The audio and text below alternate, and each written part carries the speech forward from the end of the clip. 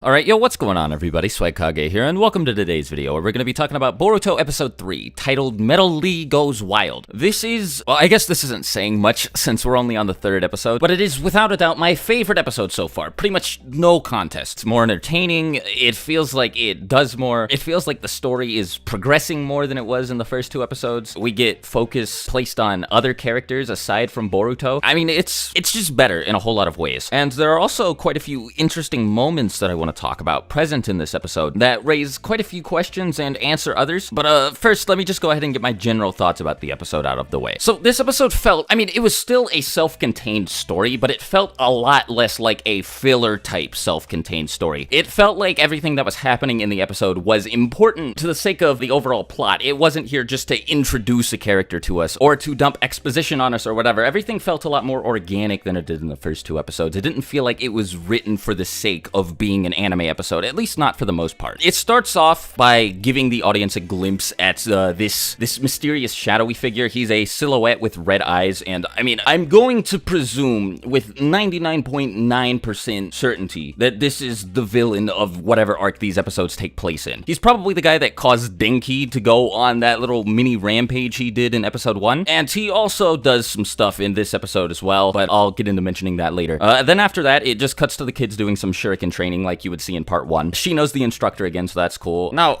pretty much, like, all of the important characters nail the shuriken training on the head. Inojin, Shikadai, and Metal Lee all hit the center of the target with pretty much zero difficulty. And with Metal Lee, I can kind of buy it because he's the son of Lee and I'm guessing Tenten. And, you know, Tenten's, like, the best ever at using weapons, so I can buy that. But, you know, with everybody else, it's, like, it's not a problem. But with the writers of all of the Boruto stuff making such a concentrated effort to make all of these next generation kids like top tier genin, it's a little annoying. You know, it doesn't feel like everybody has a specialized skill set like they did back in part 1. Everybody feels a little bit too powerful, and I don't know, I feel like it's going to cause some of the enemies to feel less threatening than they did back in part 1, but that's just me. That's a bit of a tangent anyway. So we also get to see a bit more of the class representative, who we saw some of in episode 2, and in that episode she felt very reminiscent of part 1 Hinata, and that's definitely true in this episode as well, but the differences between her and part 1 Hinata are quite a bit more apparent here, since Hinata didn't feel like she was written to be perfect and super adorable and likable like this girl. You know, this girl seems like the writers have created her with the intent of giving her pretty much no character flaws aside from being too nice and not quite as good at everything as everybody else, and that comes off very Mary Sue-ish to me. You know, Hinata had real human character flaws that kept her from making friends very easily, and I think that for that reason she's quite a bit more likable than this girl. I think this girl's fine. She is just like many of the characters in the Boruto era, not as interesting as her part 1 counterpart was. Anyway, so after the shuriken training, many of the main cast are forced to help repair, well,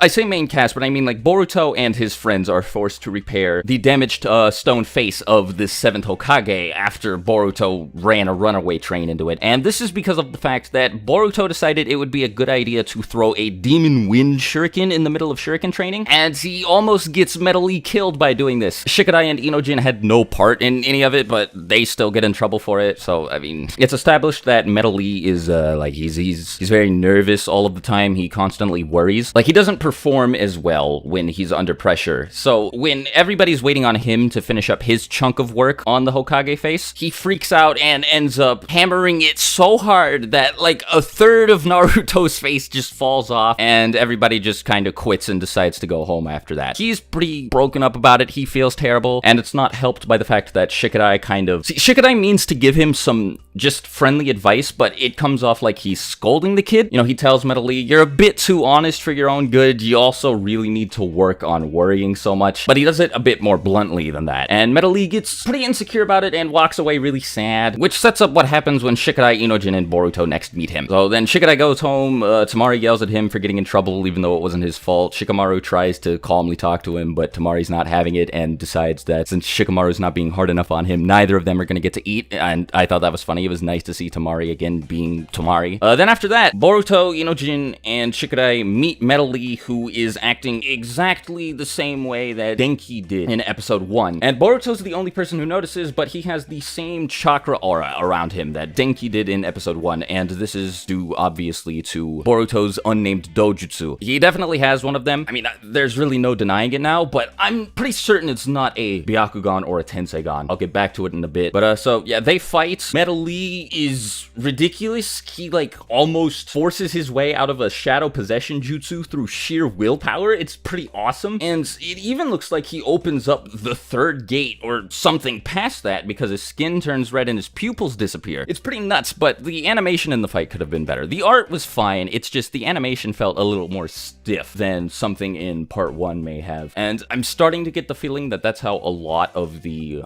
unimportant fights are going to be, and I really don't want that to be the case, but that's how it seems it's gonna be. But I mean, whatever, time will tell. Anyhow, they free Metal Lee from this dude's control. They break whatever ninjutsu is placed on him. And so then after that, everybody goes home. Boruto, immediately after arriving at his house, asks Hinata about the Byakugan because he's curious about his own ability to see chakra. She explains that it is capable of seeing long distances, it grants its owner omnidirectional vision, it can see through things, but what catches Boruto's attention is that she mentions the Byakugan can see chakra. This is obviously because of the fact that whatever Boruto's dojutsu is, it allows him to see this evil aura that encompasses people whenever they're placed under the control of the villain guy. Though he doesn't mention this ability to Hinata, you would think that he would ask her, like, so I'm able to see like evil auras around people with one of my eyes. Do you know anything about that? But he doesn't. So as much as I would like to answer everybody's questions about whatever Boruto's dojutsu is, I don't really know how I can. All I know is that it allows him to see this specific kind of chakra. It seems to only appear in response to this specific kind of chakra. And it looks sort of like the Tenseigan, but I really need to emphasize the fact that the sclera, the area of the eye that's normally white, the area that the pupil like moves between, that's grayed out like an Edo Tensei eye would be. So I think this is a unique eye. I'm certain that this is a unique eye. There's no way Boruto has the Tenseigan, but I think we're gonna need to wait and see to learn what its specific abilities are. Anyway, so moving on, that's pretty much where the episode ends. I mean, there's another scene after this where everybody's playing. Well, actually, before I mention that, more importantly, there's a scene right after this where Boruto gets triggered at Naruto again. Naruto comes home from being Hokage, like always, and he's really tired, he's really drained, so he goes right upstairs to bed as soon as he comes home, and Boruto gets really upset because Hinata had dinner ready, and Naruto decided he didn't even want to eat it. Boruto saw this as an insult to Hinata, even though she didn't really seem all that offended by it. But yeah,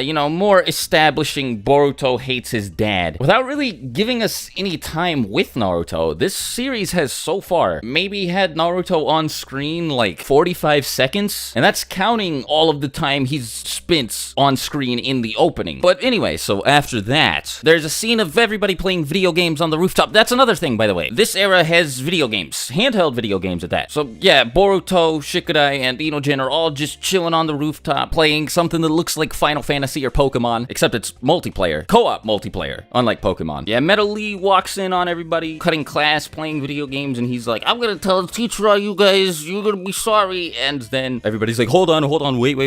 You ought to try it, Lee. These are good training mechanisms. It increases your teamwork ability, and it also helps you relax, which might help offset that nervousness problem that you have. And then Metal Lee ends up breaking Boruto's, whatever it's called. The console he's playing on isn't named, but it's got like scrolls as like handles. It's pretty cool. But yeah, that's pretty much where the episode ends. I liked it. I thought it was a pretty good episode. As a matter of fact, I thought it was better than either of the first two episodes. It was directed well, animated well, written well. Again, the only issue was that the animation during the fight scene was pretty stiff, but aside from that, I really liked this episode. If you haven't seen it, I'd highly recommend going to watch it, and the first two episodes of Boruto if you haven't already. I think I'd give this episode a 4 out of 5, and I can also confidently say after this episode that Shikadai is definitely one of my favorite members of the next generation of shinobi. At least from Konoha. I haven't met anybody from any other village, but Shikadai's a really strong, entertaining character so far. From what I've seen of Mitsuki, I think I'm gonna like him a lot in this series as well, but he hasn't shown up yet, so I can't say for sure. As of now, though, Shikadai and Mitsuki, they're where it's at. Iwabe is also pretty funny, and I don't know if it's intentional or not, because if the writers are self-aware of how over the top they're making him, then kudos to them,